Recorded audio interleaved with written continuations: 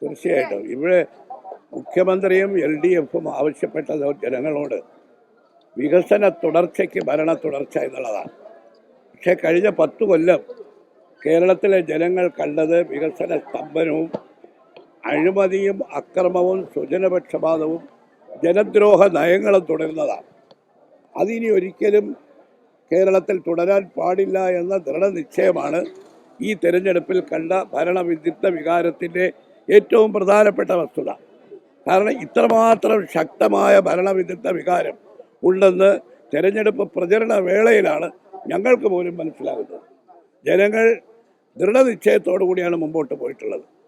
ശ്രീമാൻ AK Antony ഇവിടെ പറഞ്ഞതുപോലെ ഇന്ന് 6 മണി കഴിയുമ്പോൾ ഈ ഗവൺമെൻറ് ജനങ്ങളുടെ ഗവൺമെൻറ്റല്ലായി ഭൂരിപക്ഷമുള്ള ഗവൺമെൻറ് അല്ലാതായി മാറാൻ പോവുകയാണ്.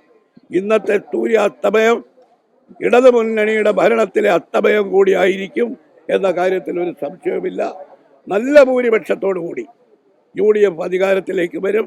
ഭരണ തുടർച്ച എന്നത് ജനങ്ങൾ പൂർണ്ണമായും നിരാകരിക്കും എന്നാണ് ഞങ്ങളുടെ എല്ലാവരുടെയും വിശ്വാസം.